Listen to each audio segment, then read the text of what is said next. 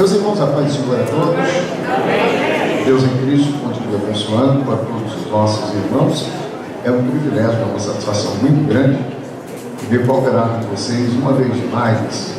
Capítulo 1 da Epístola aos Hebreus, versículo 1. Todos encontraram, amém? Tendo Deus antigamente falado muitas vezes e de muitas maneiras aos pais pelos profetas, e a nós falou-nos nesses últimos dias pelo Filho, a quem constituiu herdeiro de tudo, por quem fez também o mundo, o qual, sendo o resplendor da sua glória e a expressa imagem da sua pessoa, e sustentando todas as coisas pela palavra do seu poder, havendo feito por si mesmo a purificação dos nossos pecados, assentou-se à destra da majestade nas alturas. E você diz amém.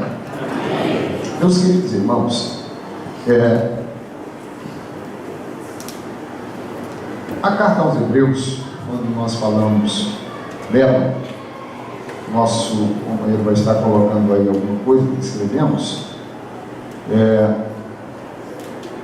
falando da questão introdutória, desde os tempos mais remotos, as características especiais que fazem ressaltar claramente a diferença entre Hebreus e os demais escritos do Novo Testamento, chamaram a atenção de ouvintes e leitores dessa carta.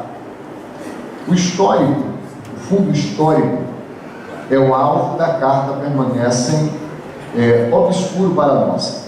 Porém, a mensagem apostólica é nitidamente destacada. Em nenhum outro livro da Bíblia, a natureza e obra do nosso Senhor Jesus Cristo são apresentadas de natureza, de maneira tão abrangente, ao mesmo tempo tão marcante quanto em Hebreus.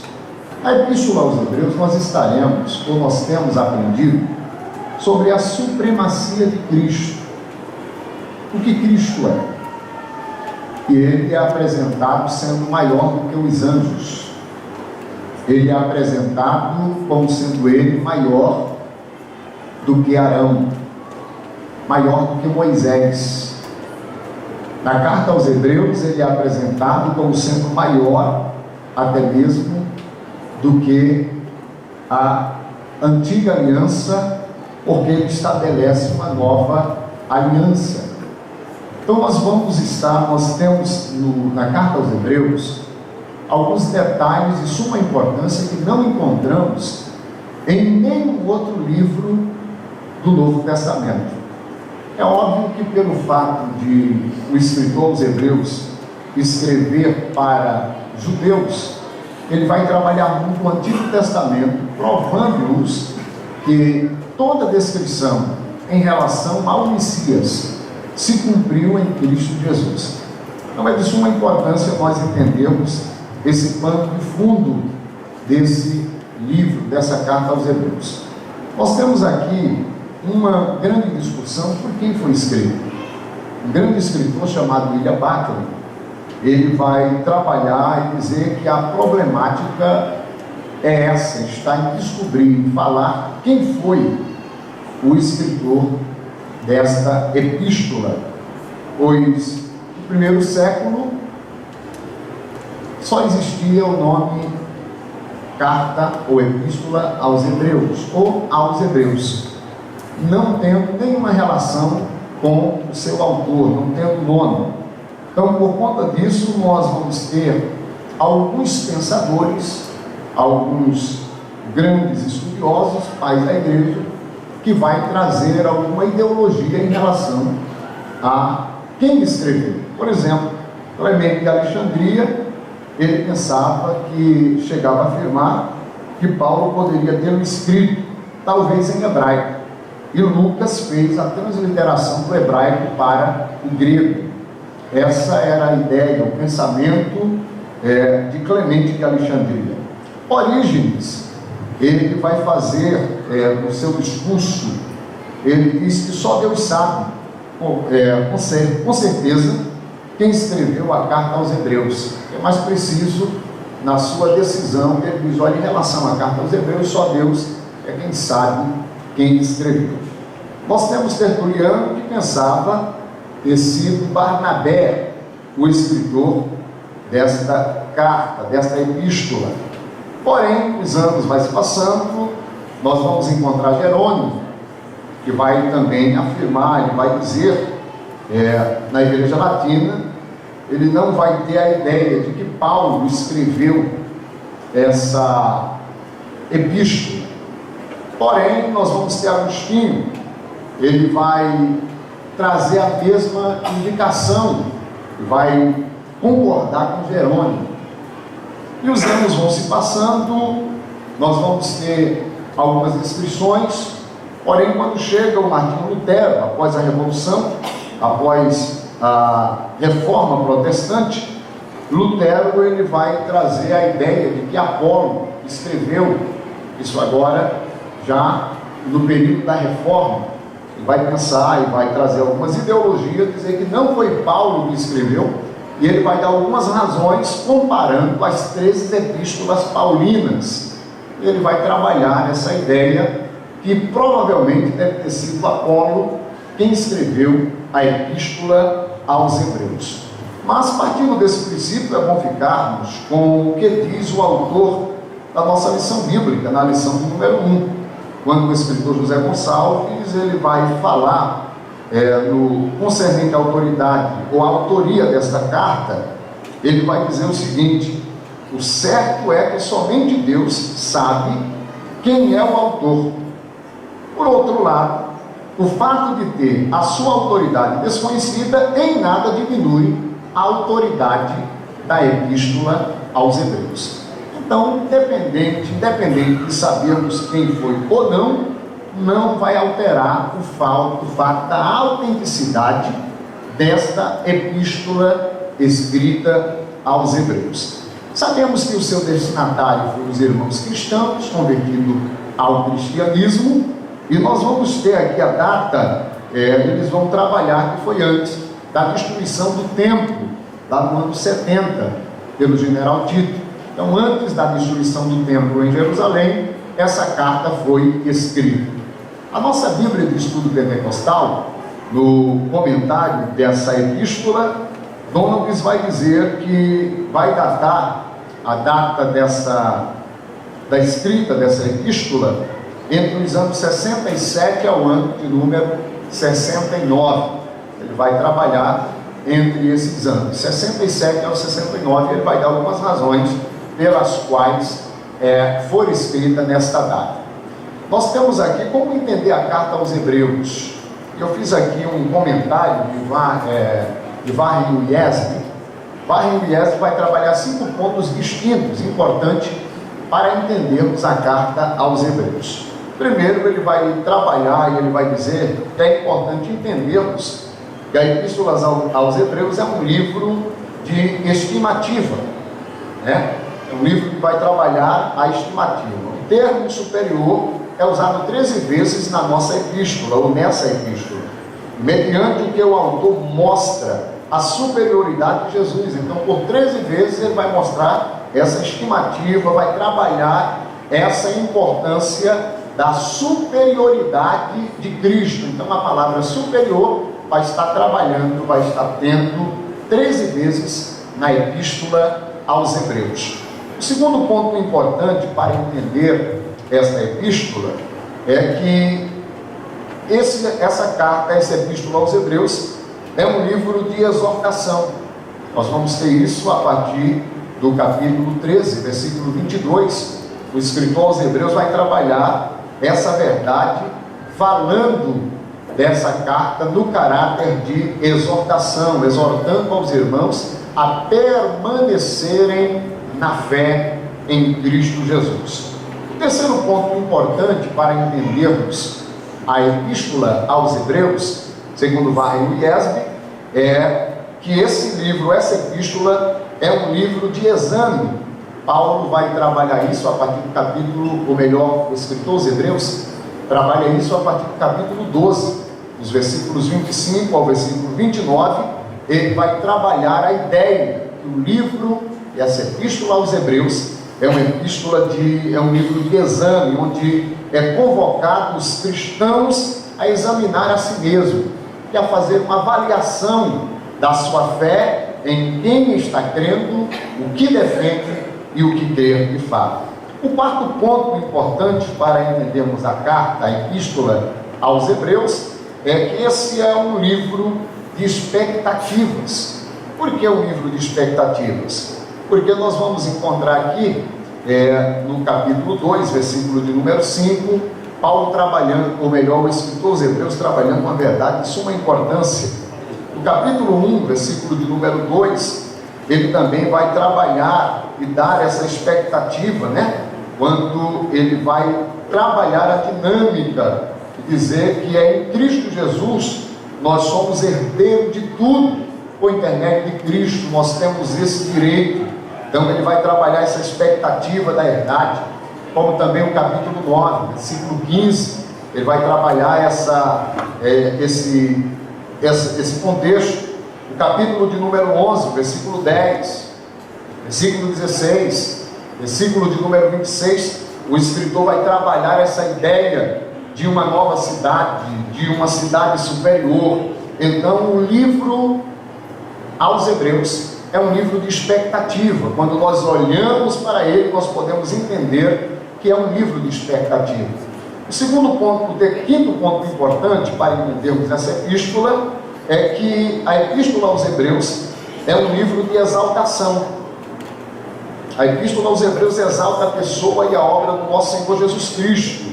Então ele vai exaltar, ele vai mostrar, ele vai provar que Jesus, ele é superior a todos os personagens do Antigo Testamento. Ele vai sobressaindo, ele vai sendo exaltado, e o escritor aos Hebreus tem essa pretensão de mostrar que o livro, que essa epístola é um livro de exaltação.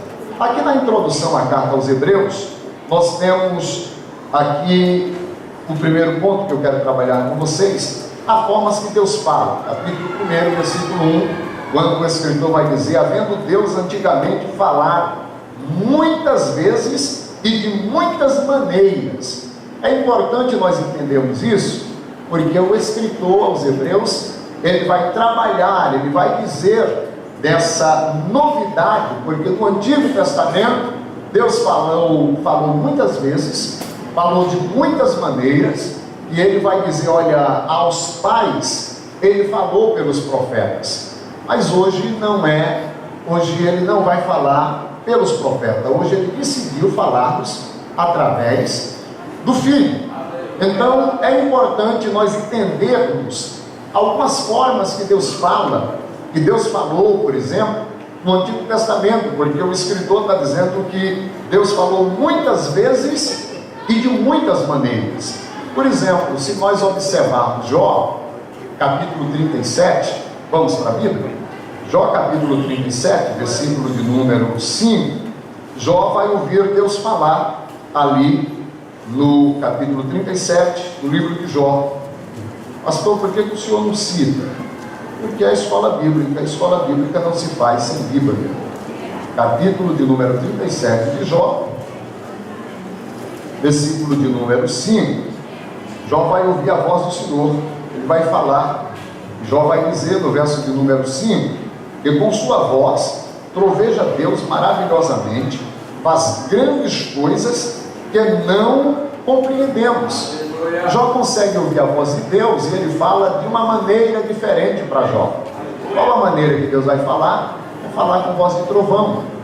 E o escritor aos Hebreus está dizendo que ele falou muitas vezes e de muitas maneiras. Então uma das maneiras de Deus falar com Jó foi por intermédio do trovão. Jó vai ouvir a sua voz de trovão. Raimund Brau vai dizer que quando Deus fala com voz de trovão, Deus está querendo impactar o ambiente, mas tem hora que Deus não quer impactar, tem hora que Deus quer advertir. É o que vai acontecer com Abraão, lá no capítulo 22 do Gênesis, versículo de número 11. Abraão está com o cutelo para imolar o seu filho, e a Bíblia diz que o anjo do Senhor bradou a Abraão. A palavra bradar, no dicionário da língua portuguesa, significa gritar com veemência. Então é preciso entender quando o escritor aos Hebreus vai dizer que, havendo Deus antigamente falado, muitas das vezes, de muitas maneiras, ele está dizendo: Deus não só tem uma maneira de falar. Horas ele vai falar com voz de trovão, mas ora ele fala com brado, voz bradejante, para advertir.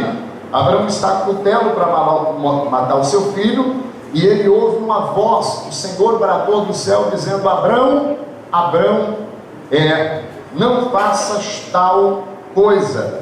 E Abraão agora vai ouvir a voz do Senhor e vai atentar para a sua voz. No versículo de número 15, do capítulo 22, o Senhor Deus vai falar pela segunda vez. E aqui é importante a gente entender, pois o texto vai usar a expressão anjo do Senhor, mas aqui é uma teofania do próprio Deus, pois o versículo 15 vai dizer: então o anjo do Senhor bradou a Abraão pela segunda vez, desde os céus, e disse: por mim mesmo jurei, diz o Senhor, porquanto fizeste esta ação, não me negaste o teu filho, o teu único filho, que deveras te abençoarei, grandemente multiplicarei a tua semente, como as estrelas do céu, e como a areia que está na praia do mar, e a tua semente possuirá a porta dos seus inimigos. Então aqui quem está falando é Deus, é um anjo do Senhor, teofanicamente, uma teofania do próprio Deus, porque Deus antigamente falou de muitas vezes e também de muitas maneiras. O Deus que falou gritando aqui com voz de brado, lá para Elias, no capítulo 19 do primeiro livro dos Reis, ele vai falar para Elias com a voz mansa e delicada. Primeiro livro dos Reis, capítulo 19, versículo de número 12. Elias está na caverna, e agora Deus não vai falar com voz de brado para Elias, porque Deus falou muitas das vezes de muitas maneiras. Elias agora vai ouvir a sua voz como voz mansa e delicada. Então é importante nós entendermos isso, quando o escritor aos Hebreus vai dizer que Deus falou muitas vezes e de muitas maneiras. Ele está falando das multiformes maneiras que Deus tem para falar. Para uns ele fala com voz de trombeta, para outros ele fala com voz de trovão, para outros ele vai falar com voz bradejante, para outros ele vai falar com voz de carinho, voz mansa e delicada. O importante é que Deus falou muitas das vezes. Isso aqui é de suma importância. Em Salmo 37, o verso de número 13, o salmista diz que o Senhor falará rindo, o Senhor se rirá dos seus inimigos. O Salmo de número 2 e o verso de número 4, o salmista vai um pouco mais além. Ele vai explicar que Deus vai falar rindo e zombando, porque Deus falou de muitas maneiras, muitas das vezes. Quando observamos Oséias, capítulo de número 11, o versículo 10, Oséias disse que ele falou ali com voz de um bramido de um forte leão, porque ele falou muitas das vezes e de muitas maneiras. Então ele vai falar com o bramido de um forte leão. Observando o que está em Zacarias, capítulo 10, e o versículo 8, a Bíblia diz que Deus vai falar ali com voz de assobio. Deus vai assobiar. Quando o escritor aos Hebreus está falando para os irmãos judeus, olha, Deus falou muitas vezes e de muitas maneiras, estava chamando a atenção deles para atentar para as maneiras que Deus fala. Deus falou muitas das vezes e de muitas maneiras. Isaías capítulo 28, versículo 11, a Bíblia diz que Deus falou até gaguejando, O texto da revista corrigida, Isaías 28, 11, diz que o Senhor Deus falaria ao seu povo por lábios de estrangeiro. Porém a Bíblia, a revista atualizada, vai dizer em Isaías 28, 11, que Deus, ele falaria ao seu povo por lábios gaguejantes. Já a tradução, a versão de Jerusalém, Isaías 28, 11, vai dizer que Deus falaria ao seu povo por lábios gaguejantes e por intermédio do gago. Então, essas são as multiformas que Deus fala. Quando o texto vai dizer que Deus falou de muitas maneiras, de muitas vezes, está querendo chamar os leitores da carta aos Hebreus para aprender, para atentar para as maneiras que Deus fala. Porém, o escritor aos Hebreus, ele prossegue dizendo que, havendo Deus antigamente falado, muitas das vezes, de muitas maneiras, ao Pai falou pelo profeta, mas a nós falou-nos por intermédio do seu Filho. Isso fala da aproximação. Isso aqui é muito importante porque o escritor aos Hebreus está dizendo para os seus leitores: olha, procurem valorizar essa aproximação de Deus para conosco. Aos nossos primórdios, ele falou muitas vezes, de muitas maneiras, mas aos pais ele falou pelos profetas. Não é assim conosco. Conosco é diferente, porque ele falou-nos por intermédio do Filho. Aleluia! Aquele a quem ele constituiu herdeiro de todas as coisas. Isso aqui é muito importante, porque para falar com a igreja, Deus não mandou profeta. Deus não mandou o sacerdote. Deus não mandou a figura do rei. Mas João capítulo 1, versículo de número 14, a Bíblia diz: e o verbo se fez carne e habitou entre nós, e vimos a sua glória como a glória do unigênito do Pai, cheio de graça e de verdade. Essas particularidades que o escritor aos Hebreus vai apresentar, que faz toda a diferença.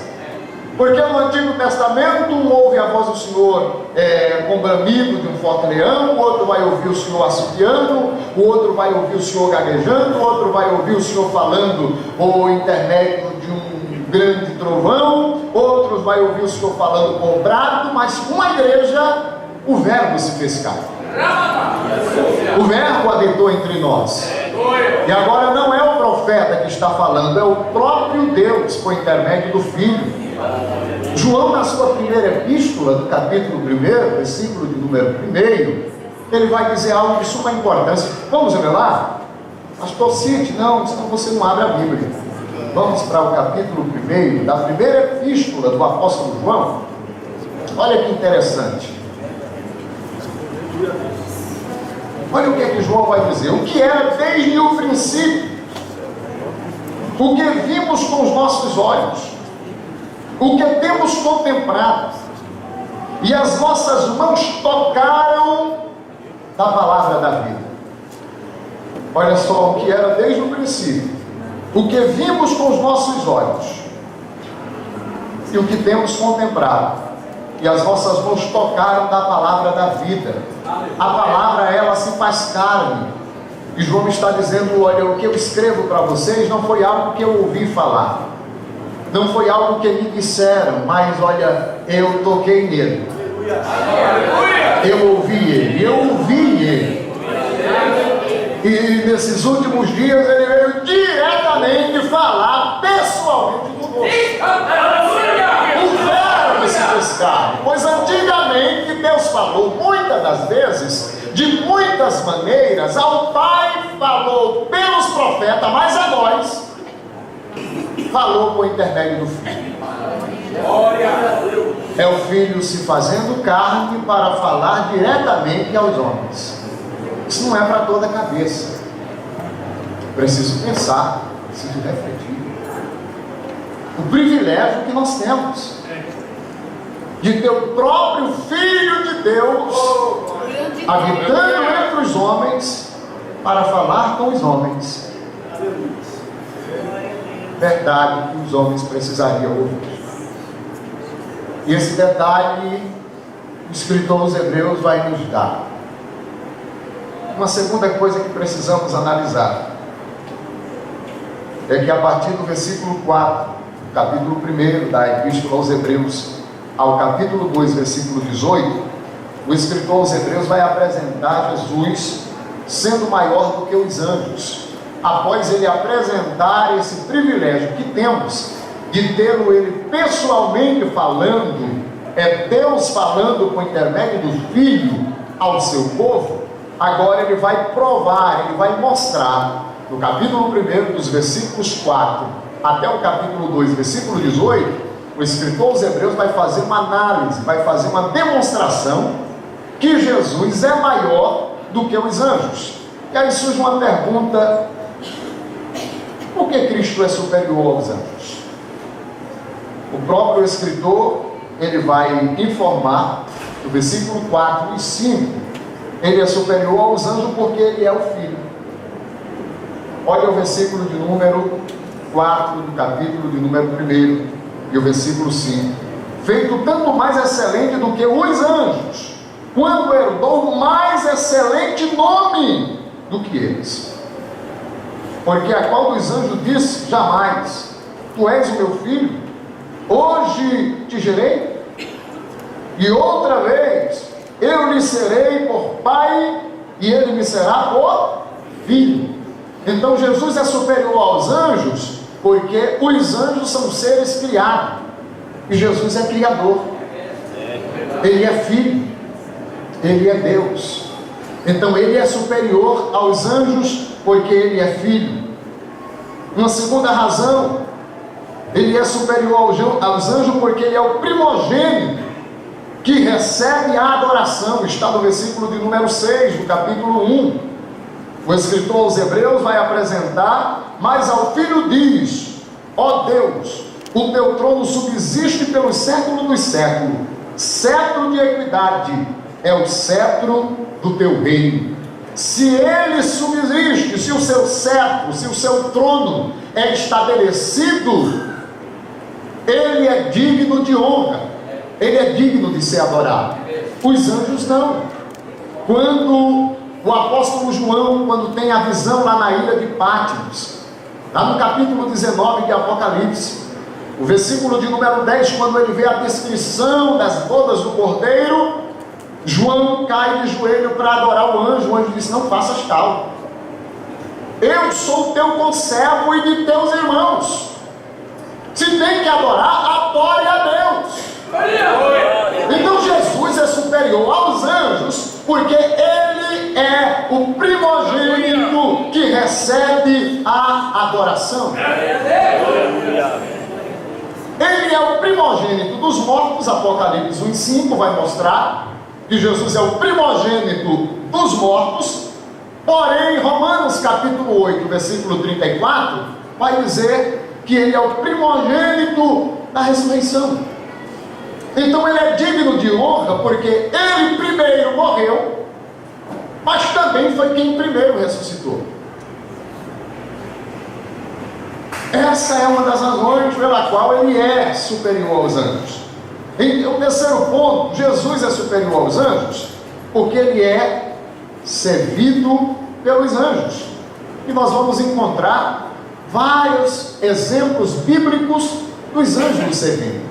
Por exemplo, no seu nascimento, capítulo 2 de Lucas, dos versículos 8 a 14, os pastores estavam em Belém, à vigília da noite, cuidando do seu rebanho, e de repente aparece um anjo. E aquele anjo tem uma mensagem.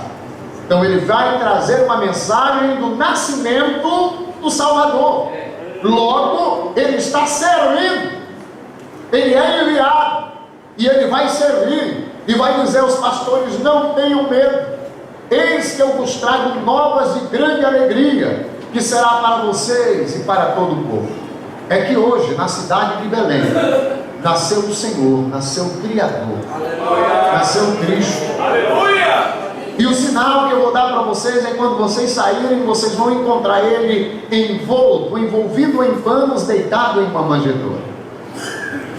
E quando o anjo dá essa notícia, de repente, somando a ele, um coral de anjos aparece cantando um coro e dizendo: glória a Deus nas alturas, paz na terra e boa vontade para com os homens. Então Jesus é superior aos anjos porque ele é servido pelos anjos. Observando ainda Mateus capítulo de número 4, versículo de número 11, Jesus agora está na sua tentação, passado a tentação, a Bíblia diz que Satanás o deixou, e o texto diz, e um anjo, e os anjos do Senhor o serviu. Então ele é maior do que os anjos, porque maior é quem está sendo servido do que aquele que serve. Jesus é superior aos anjos. O texto diz que os anjos chegaram e o serviram. Quando ele está lá no Getsemane e o seu suor tornou-se em gotas de sangue, Lucas vai declarar no capítulo 22, versículo 43, vai dizer que um anjo chegou e o confortava. Então ele é maior do que os anjos. O escritor aos Hebreus vai mostrar, porque ele é o primogênito, ele está acima, ele é digno de receber adoração, mas ele também é servido pelos anjos. Um outro ponto interessante que prova o Senhor sendo superior aos anjos está no versículo 8 e 9 do capítulo 1, e vai provar que ele, Jesus, é Deus entronizado e ungido. E nós vamos encontrar o próprio Cristo Jesus sendo entronizado.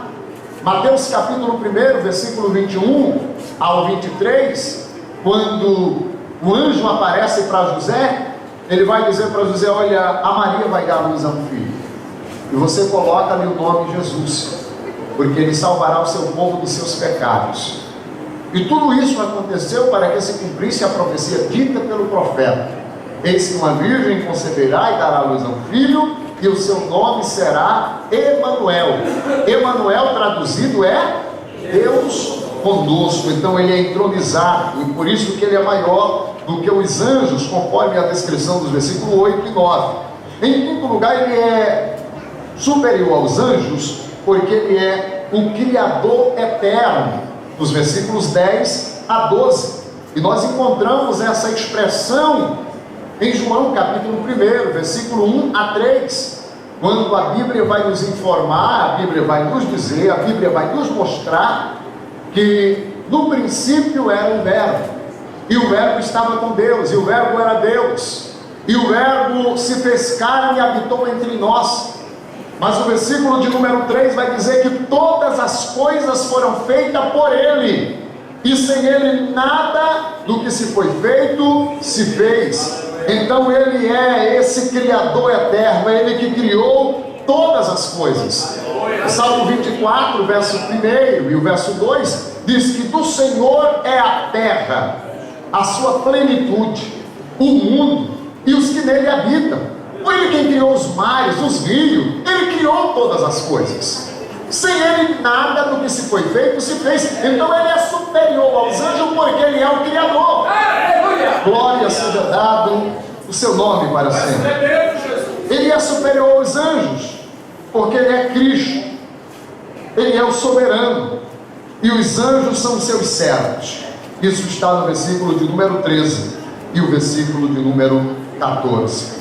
Observando um segundo ponto da epístola aos Hebreus, ele vai demonstrar, o escritor aos Hebreus, que Jesus Cristo é maior do que Moisés. Isso do capítulo 3, dos versículo 1 ao capítulo 4 e o versículo de número 13. Ele vai provar que Jesus é maior do que Moisés, e eu não vou me ousar de falar de Moisés após ouvirmos a mensagem que foi pregada sobre Moisés, né? Moisés, na verdade, foi um dos maiores legisladores, libertador dos filhos de Israel da terra do Egito em direção à terra prometida. Mas Jesus Cristo é maior do que Moisés, e Ele é maior do que Moisés porque Cristo é maior em sua pessoa. Quando observamos o versículo 1 e o versículo 2 da Epístola aos Hebreus, no capítulo 3, 1 e 2, vai mostrar que Cristo é maior do que Moisés em sua pessoa. Aliás, o próprio Moisés ele vai fazer uma declaração em Deuteronômio, capítulo 18, versículo 15.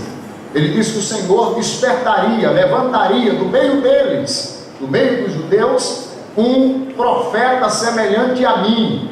Em que Jesus se assemelha a Moisés? Assim como Moisés foi o libertador, libertando, tirando Israel da terra do Egito e levando em direção à terra prometida, Cristo Jesus é o que liberta o homem, que lhe aceita e entrega a sua vida a ele. Então, o profeta semelhante a mim no quesito de libertação, de libertador. Cristo é libertador. Ele é maior do que Moisés em seu ministério. Está nos versículos 3 a 6 do capítulo 3 de Hebreus.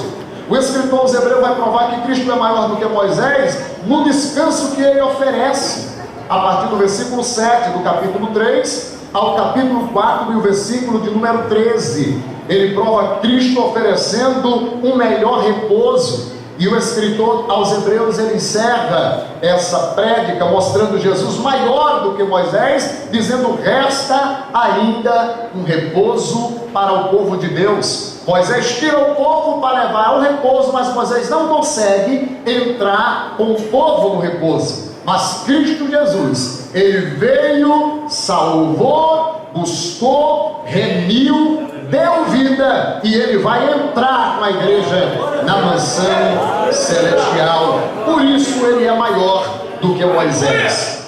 O escritor aos Hebreus, agora no capítulo 4, dos versículos 14 ao capítulo 5 e até o versículo 10, ele vai mostrar que Cristo é maior do que Arão, o sumo sacerdote. E ele vai dizer que Cristo é maior porque ele tem um título superior.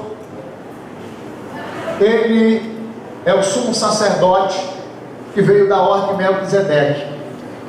Um sacerdote era um representante do pecador diante de Deus. O pecador pecava, vinha até o sacerdote, ele pegava o sacrifício, ia diante de Deus, e por intermédio do sacerdote, Deus perdoava ou cobria o pecado do homem por um ano.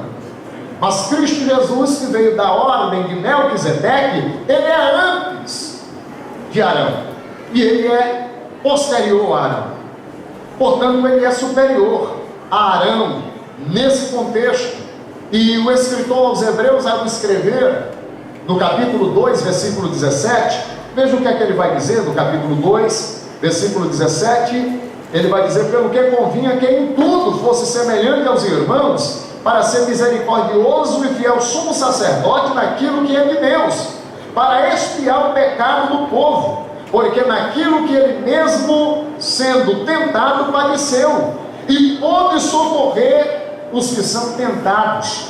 O capítulo 4, versículo de número 14, ele vai provar que Jesus é superior a Arão, e ele vai dizer: visto que temos um grande sumo sacerdote. Qual que é o nome dele?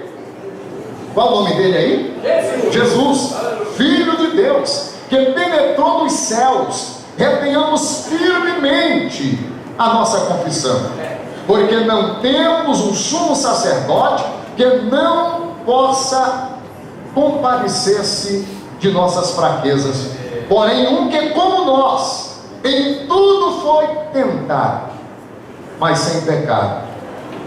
Versículo 16, ele diz: cheguemos, pois, com confiança ao trono da graça, para que possamos alcançar misericórdia e achar graça, a fim de sermos ajudados em tempos oportunos.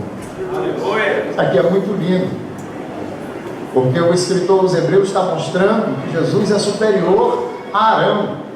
Arão, como sumo sacerdote, ele tinha os seus limites, mas Cristo Jesus, ele vence o pecado, ele intercede, ele se faz sacrifício e expiação pelos homens, adentra a majestade santa de Deus, está à direita de Deus e intercede por nós. E o escritor aos Hebreus vai dizer: meus irmãos, olha, ele foi tentado em tudo, porém sem pecado. Naquilo que ele padeceu, ele foi tentado e ele venceu, para socorrer os que também são tentados.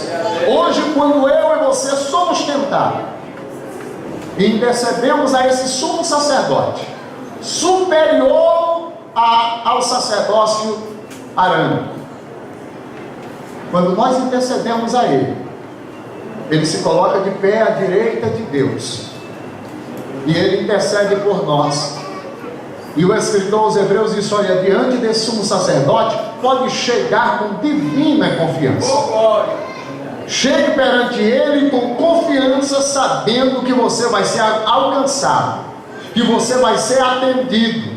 Deixa eu dizer para a igreja do Senhor Jesus: Jesus é superior a Arão, porque Arão tinha as suas limitações, mas Jesus venceu o mundo e o pecado, está à direita de Deus, e hoje eu e você podemos chegar com confiança à presença de Deus, mesmo nas nossas fraquezas, mas a gente chega e apela para o nome que está acima de todo nome, o nome de Jesus, e diz: eu tenho certeza que eu vou ser atendido, porque Ele é o representante legal do pecador, porque o sumo sacerdote era um representante do pecador diante de Deus. Então devemos chegar com confiança, porque Ele é superior a Arão.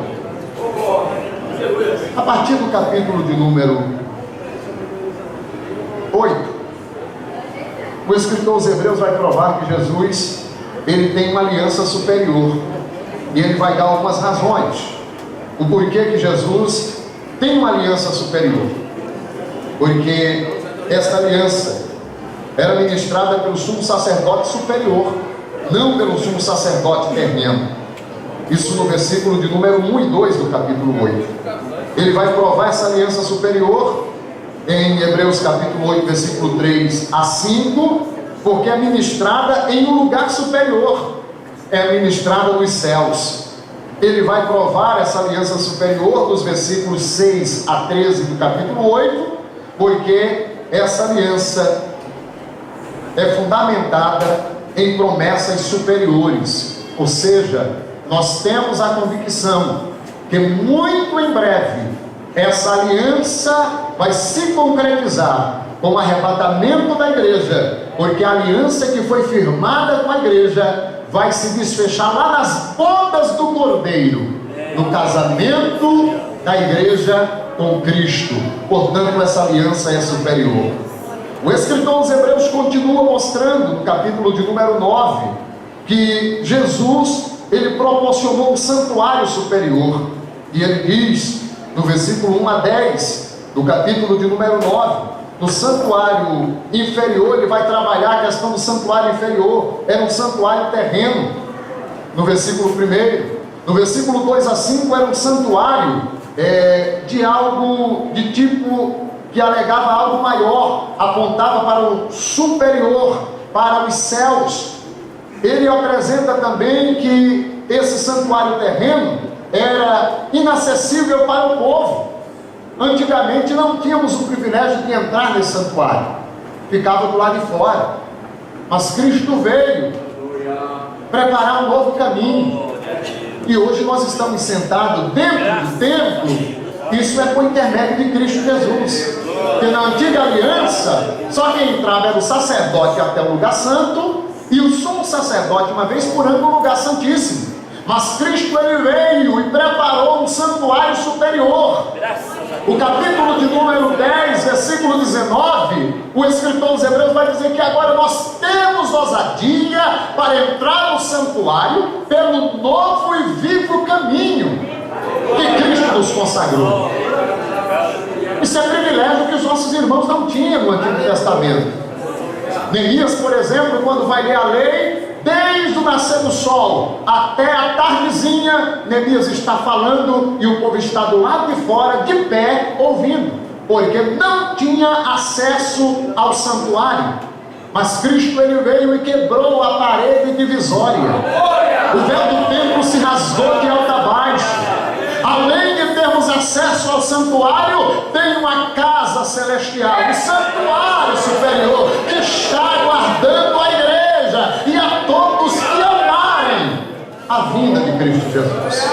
Então, o escritor dos Hebreus vai mostrar esse santuário celestial, no versículo de número 11, ele vai dizer que esse santuário é superior porque ele é celestial. Nos versículos 12 a 15, ele vai mostrar que o santuário ele é superior porque o seu ministério é eficaz para tratar do pecado.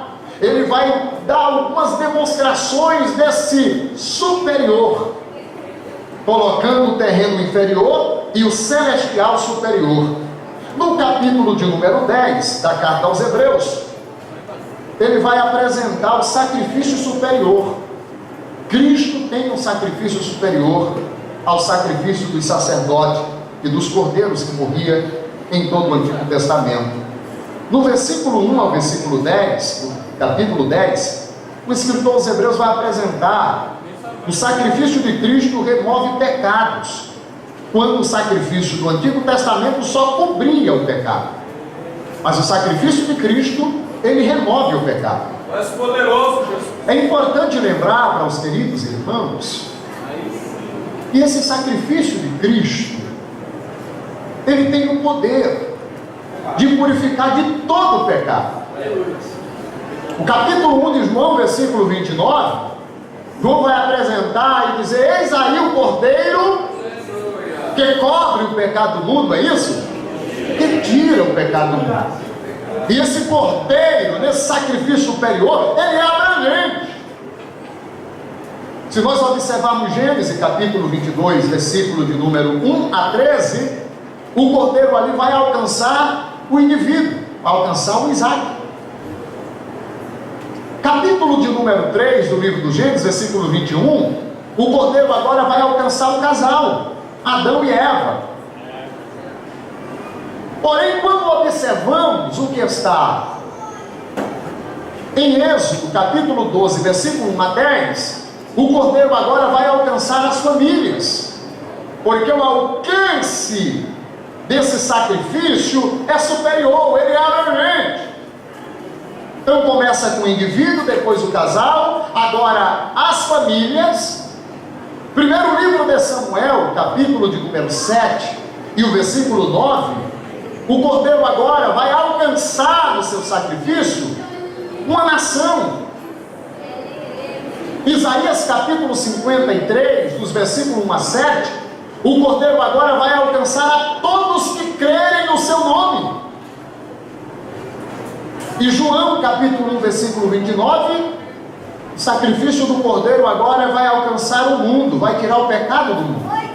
Então ele começa com o indivíduo, abrange para o casal, cresce a família, alcança a nação, alcança a todos que crerem e alcança o mundo.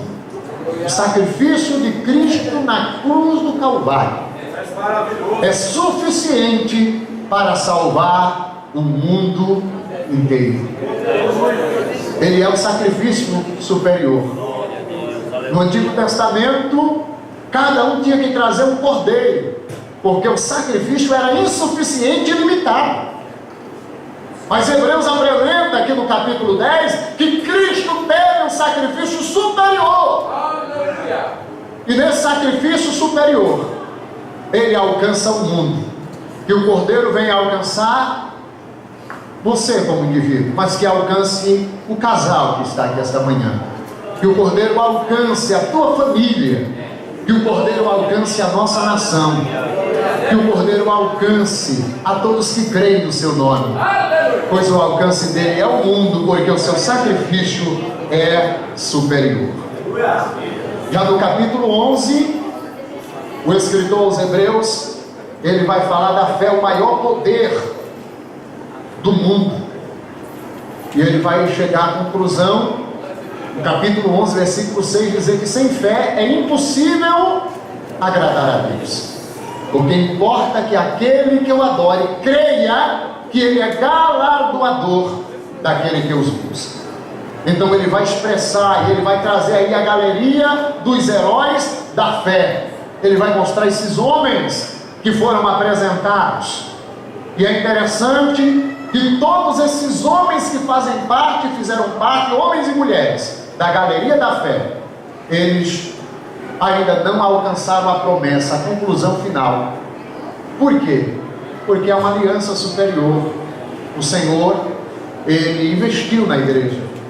Quando nós observamos o capítulo 11, versículo 32, o escritor diz: que mais direi? Faltar-me eu tenho contado de Balaão, de Baraque, Jefes, Sansão, os profetas, os quais pela fé venceram o rei, apagaram a força do fogo, escaparam do fio da espada, da fraqueza tiraram força, puseram em fuga o exército dos estranhos, as mulheres receberam pela ressurreição seus mortos, uns foram torturados, serrados, tentados, mortos ao fio da espada, andaram errante, vestido de pele de cabra, de carneiro. E a Bíblia vai dizer no versículo 39 que todos esses, tendo tido testemunho pela fé, não alcançaram a promessa.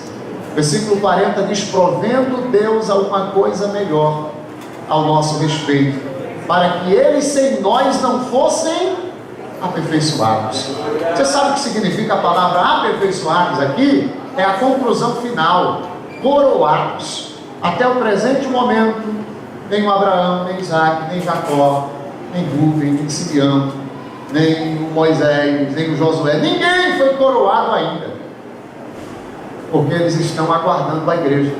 É com a igreja que eles vão ser galardoados, eles vão ser aperfeiçoados. Glória a Jesus.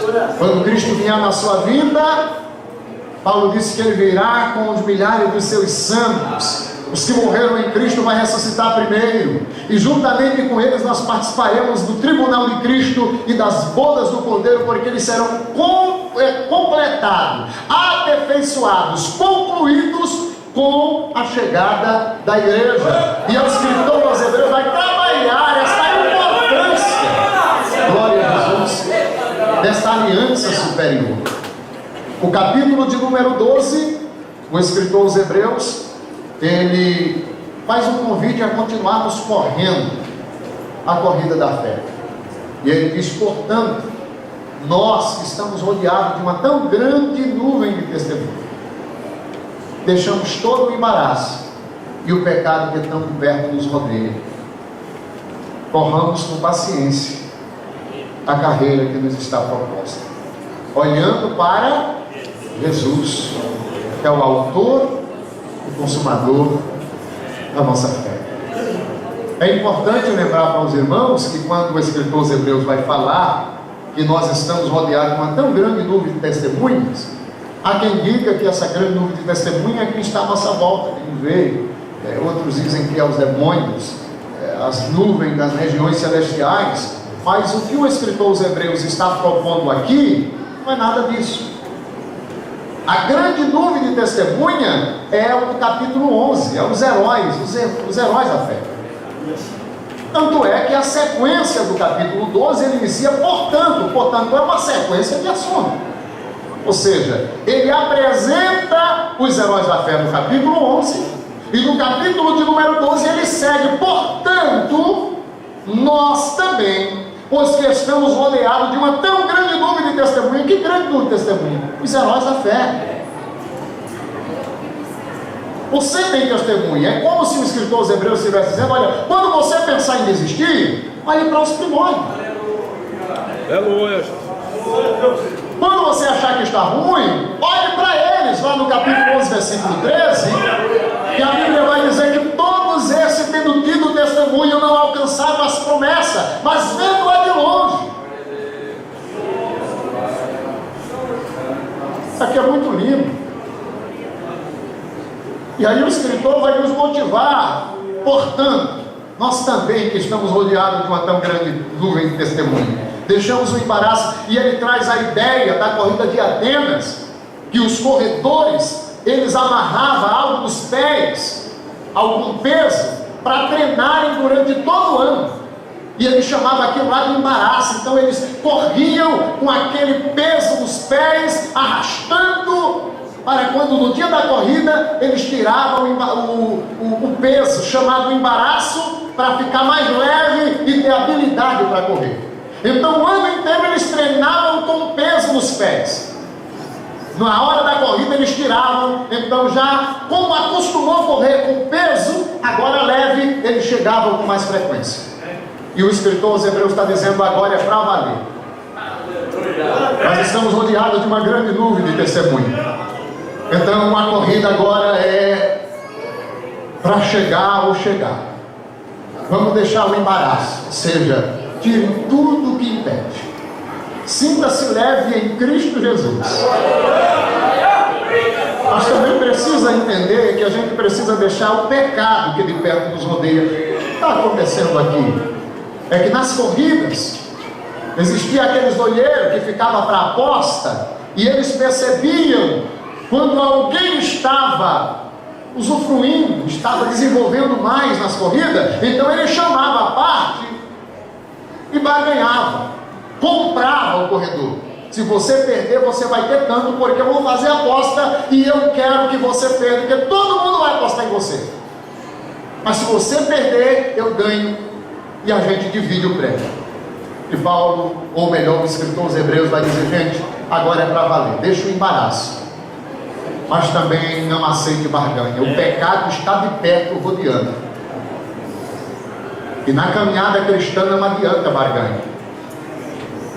Na caminhada cristã nós temos um alvo, e o alvo é Cristo Jesus. Ele é o autor e Ele é o consumador da nossa fé. Então olhe para Ele. O alvo é Ele.